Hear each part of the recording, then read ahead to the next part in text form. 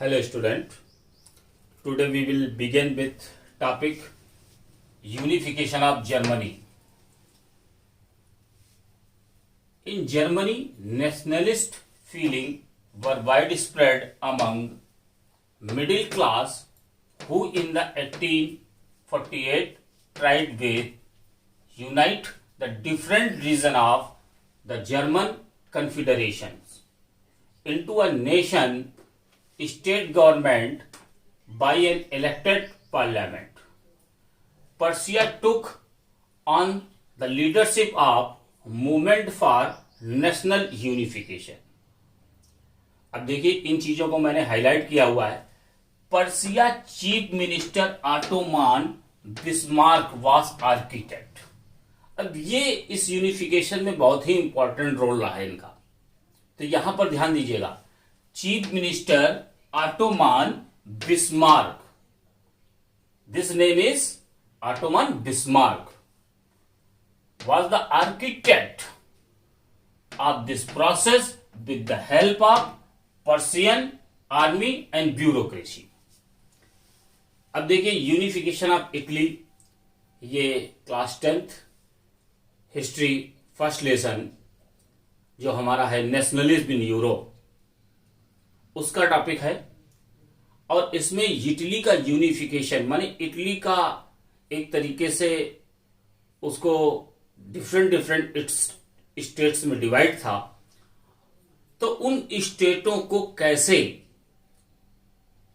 एक जगह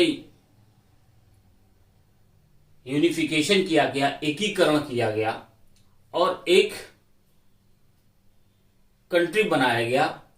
उस कंट्री को हम आज जर्मनी के नाम से जानते हैं. और जर्मनी, तो उसका यूनिफिकेशन कैसे हुआ ये तो आप लोगों को मालूम है कि उस समय यूरोप में एक लहर आई हुई थी नेशनलिस्ट फीलिंग की. लोगों में राष्ट्रवाद की भावनाएं कूट कूट कर भरी हुई थी. फ्रेंच रेवोल्यूशन से लेकर के तमाम सारे इटली के से लेकर के जर्मनी से लेकर के ब्रिटेन से लेकर के तमाम सारे यूरोप के कंट्रियों में एक उस समय लोगों में नेशनलिज्म फीलिंग के इमोशन उनकी बॉडी में कूट कूट कर दिमाग में भर चुके थे. तो उसी में से a German nationalist feeling were wide spread among the middle class. जो जर्मनी के मिडिल क्लास वर्ग के लोग थे उनमें इस समय नेशनलिज्म की फीलिंग जो थी बड़े ही व्यापक पैमाने पर लोगों में फैल रही थी. Who in 1848 tried to unite different region of German confederations. माने जर्मन के बहुत सारे स्टेट्स, डिफरेंट रीजन, वो सब into a nation state government by elected parliament. माने पार्लियामेंट के थ्रू आपस में एक दूसरे के साथ कनेक्ट हो रहे थे. अब उसी टाइम पीरियड में Persia took on the leadership on movement for Bismarck was architect of process with the help of Prussian army and bureaucracy.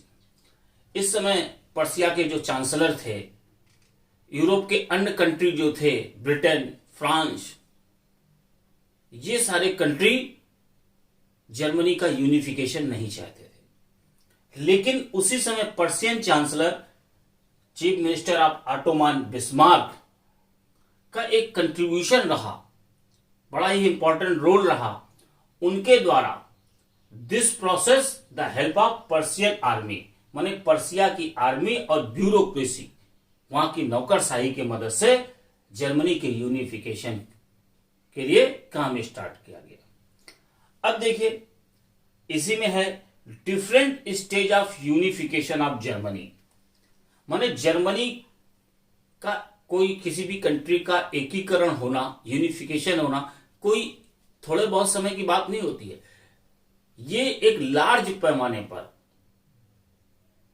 लोगों का कंट्रीब्यूशन, एक लॉन्ग ड्यूरेशन टाइम पीरियड तक ये सारी चीजें चलती है.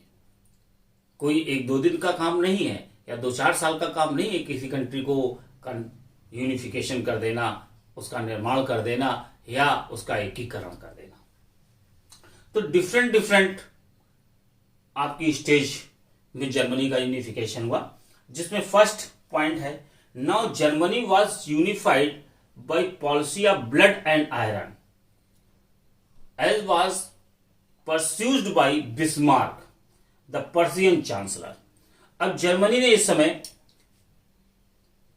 में बिस्मार्क के द्वारा कठोरता और शक्ति से, माने कठोरता और शक्ति के साथ खून बहाना, लौ रक्त की नीति के साथ जर्मनी के यूनिफिकेशन की ओर बिस्मार्क आगे बढ़ा।